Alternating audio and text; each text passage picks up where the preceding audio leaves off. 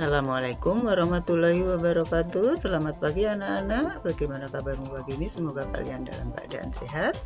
Ini adalah gambar tentang tumbuhan. Hari ini kita akan belajar bersama mengenai tumbuhan. Tumbuhan tersusun atas sel. Sel, kumpulan sel membentuk jaringan. Jaringan akan membentuk organ. Organ membentuk sistem. Sistem organ berkumpul membentuk organisme, yaitu tumbuhan. Kita akan bicarakan bab 4 mengenai struktur tumbuhan bagian 1. Tadi dibilang bahwa tumbuhan adalah merupakan kumpulan dari jaringan.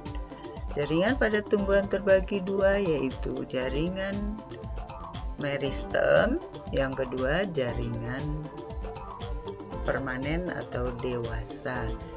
Jaringan meristem adalah jaringan yang sel-selnya masih selalu membelah diri sehingga dia bisa tumbuh. Sedangkan jaringan permanen atau dewasa, jaringan yang sel-selnya tidak membelah lagi atau terdiferensiasi, artinya memiliki fungsi tertentu. Jaringan meristem terbagi dua. Yang pertama adalah meristem primer, yang kedua adalah meristem sekunder. Meristem primer terdapat pada ujung akar dan ujung batang, yang tugasnya untuk membuat pemanjangan atau mengalami pertumbuhan. Meristem sekunder terdapat di batang dikotil dan tanaman gimnosperme atau tumbuhan biji terbuka, yaitu di kambium dan kambium gabus. Tugasnya untuk memperbesar batang tanaman. Ini adalah tanaman. Di bagian akar ada ujung batang disebut meristem primer tadi, di ujung akar juga. Kemudian yang ditunjuk ini adalah merupakan kambium, merupakan meristem sekunder yang tugasnya memperbesar batang.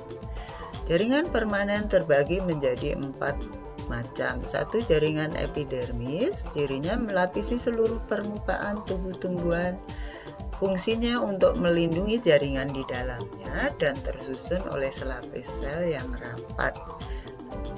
Kemudian jaringan yang kedua adalah jaringan dasar atau parenkim, tersusun oleh sel-sel hidup, terdapat di bagian akar, batang, dan daun. Memiliki ruang antar sel sehingga tidak rapat. Itu bedanya dengan epidermis. Yang ketiga adalah jaringan penyokong yang berfungsi untuk menguatkan tubuh tumbuhan. Terbagi dua, yaitu 1 kolenkim terdapat pada tanaman muda, yang kedua sklerenkim yang terdapat pada tanaman yang sudah tua. Yang keempat, jaringan pengangkut terbagi menjadi 2. 1 adalah silem pembuluh kayu untuk mengangkut air dari akar ke daun. Floem atau pembuluh tapis yang tugasnya untuk mengangkut sari makanan hasil fotosintesis dari daun ke akar. Ini adalah penampang akar tumbuhan. Coba ditunjukkan di situ nomor 1 adalah epidermis. Kemudian modifikasi epidermis ada rambut-rambut akar yang tugasnya memperluas penyerapan air. Kemudian yang kuning, lapisan kuning adalah korteks atau kulit pertama, merupakan jaringan parenkim. Kemudian ada endodermis, kulit dalam. Sebelah dalamnya lagi perisikel. Kemudian yang ditunjuk adalah silem, bagian paling dalam. Dan kemudian itu adalah floem. Ini adalah merupakan penampang batang. Yang sebelah kiri batang dikotil, kanan batang monokotil. Paling luar adalah selalu epidermis atau kulit luar. Tugasnya melindungi tadi. Kemudian lapisan keduanya adalah korteks atau kulit pertama, merupakan jaringan parenkim. Dilanjutkan dengan floem, pembuluh tapis yang tugasnya mengangkut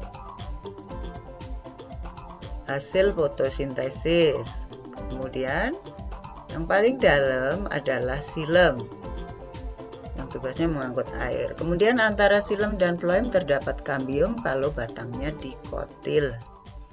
Ini adalah empulur,